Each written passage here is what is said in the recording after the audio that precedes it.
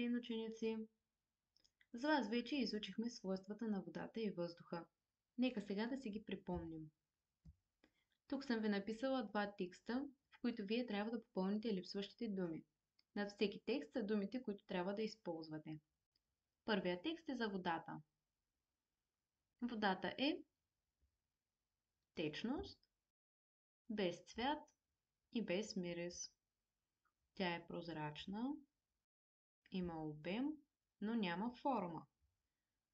Някои вещества се разтварят във водата. Вторият текст е за въздуха. Въздухът е газ, без цвят и без мирис. Той е прозрачен, точно така. Няма обем, както и форма. Браво! Справихте се добре. След като направихме задачата и си припомнихме свойствата на водата и въздуха, погледнете тези снимки. Притежават ли тези свойства, които изброихме водата и въздуха на снимките и защо мислите така? Точно така. Свойствата на водата и въздуха не се виждат на тези снимки, защото тук те са замърсени. Кой причинява замърсяването на природата? Точно така. Хората. Днес с вас ще говорим за замърсяването и опазването на природата. Запишете темата на урока „Опазване на природата“. С напредъка на науката и технологиите, човекът все повече влияе върху природата и я изменя. Често неговата намеса има лоши последици. За опазване на природата, средата на живот на организмите, трябва да се полагат грижи. Запишете първа точка от плана – замърсяване на въздуха. Замърсяването на въздуха се причинява от два вида източници.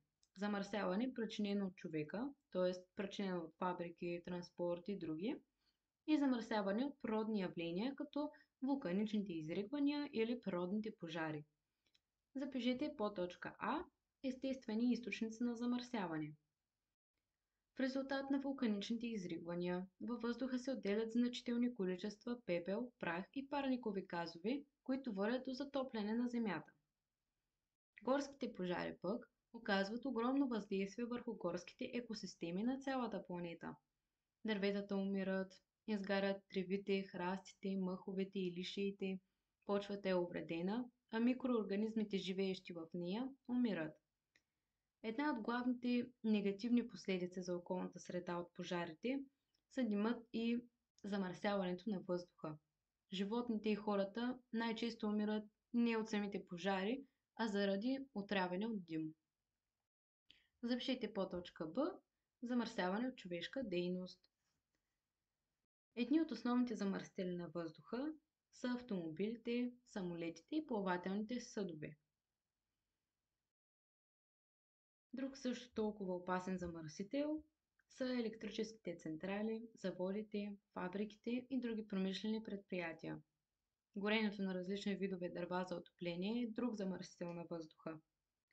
Според вас, с тези действия човекът само на природата ли вреди или и на себе си? Правилно, със своите действия човекът вреди не само на природата, но и на себе си. Освен въздухът се замърсява и водата. Запишете втора точка – замърсяване на водата. Вече знаем, че водата е най-важният ресурс на планетата. Тя е същността на целия живот на Земята. Човешката дейност обикновено води до замърсяване на водните басейни, на океаните, моретата, езерата и реките. Някои от най-често срещаните водни замърсители са битовите отпадъци, промишлените отпадни води, както и почти всички препарати, с които се третират растенията. Част от замърсяването на водата се причинява от директни източници, като фабрики, съоръжения за управление на отпадъците и други, които директно отделят отпадъци и вредни странични продукти в най-близкия воден басейн, без дори да ги третират. Източниците с непряко влияние включват замърсители, които влизат във водните басейни през подземните води, почвата или през атмосферата като киселинен дъжд. Какво може да се случи в резултат на замърсяването на околната среда с организмите? Как мислите? Правилно! В резултат на замърсяването много организми вече са изчезнали от територията на страната ни или са застрашени от изчезване. Сега ще ви покажа няколко такива животни. Животни, изчезнали от нашата страна, са сив жерав, момен жерав, черен лешояд, както и тюленът монах и невската есетра. А някои застрашени от изчезване са черният щъркел, скалният орел, черният кълвач, пъстър пор, дива котка, алпийски тритон, както и шиполопашатата костенурка и дивият шаран. Сега ще ви покажа няколко растения, които са застрашени. Пясъчната лилия е едно такова растение. Тя расте по пясъчните брегове на Южното Черноморие. Други застрашени растения са силибряк, венерина обувка, еделвайс и родопско лале. Вие сигурно сте чували за еделвайс и родопско лале. Има много защитени животни и растения и няма как да ги изброим всички сега, но това са много малка част от тях. А знаете ли къде можем да открием информация за всички изчезнали или застрашени от изчезване растения и животни? Правилно, в Червената книга на България. Тя е създадена точно за това, за да защитава изчезващите видове растения и животни в нашата страна.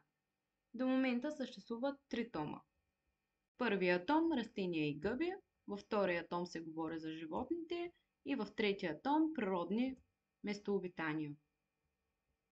Освен Червената книга, за да се опази видовото разнообразие в България, са създадени защитени територии, национални паркове, природни паркове и резервати. Трите национални парка са Национален парк Пирин, Рила и Централен Балкан. След като разгледахме с кои действия хората вредят на природата, сега да кажем как хората могат да помогнат. Запишете трета точка – опазване на природата. Какви примери можете да дадете вие за опазване на природата? Чудесно! Да, хората могат да помогнат на природата, като се изхвърлят отпадъците в местата, предназначени за това, като не изсичат здрави дървета, не късат защитени растения и не ловуват защитени животни, като почистват замърсената околна среда и като помагат на пострадали животни. Чудесно! А как мислите, в кои дейности могат да се включат и децата? Погледнете в учебника на страница 49.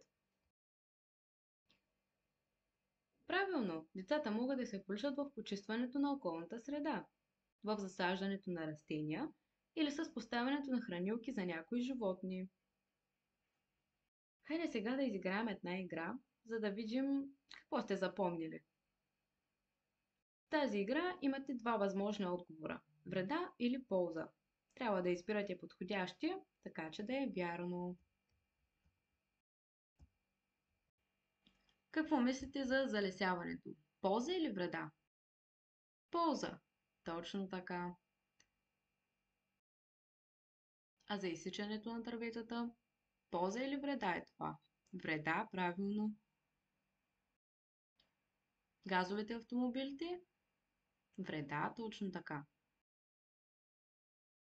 Пречиствателните станции, как мислите? Полза, правилно. Горските пожари? Вредят ли? Вредят, правилно. Рециклирането? Разбира се, че е полза, правилно. Карането на велосипед? Правилно, полза. Поставянето на хранилки за животни? Току-що го казахме. Полза, правилно. Какво мислите за ловуването на застрашени животни? Правилно, вреда. И хвърлянето на отпадъци в реките, езерата, моретата, полза или вреда е? Вреда, правилно. Днес с вас разгледахме кои са замърсителите на природата, какво причиняват на животните и растенията и как можем да ги опазим. Разбрахме, че в резултат от отрицателните действия на човек се променят условията и средата на живот на организмите и това води до намаляване на тяхната численост или изчезването им. Вижте какво съм ви написала тук. Това, което правим с природата, е огледало на това, което правим със себе си. Тоест, така както се грижим за себе си всеки ден, така трябва да се грижим и за природата. За домашна работа ви остава да си решите задачите от работния лист. Работихте чудесно този час, взимахте участие и научихте повече. Браво! Довиждане!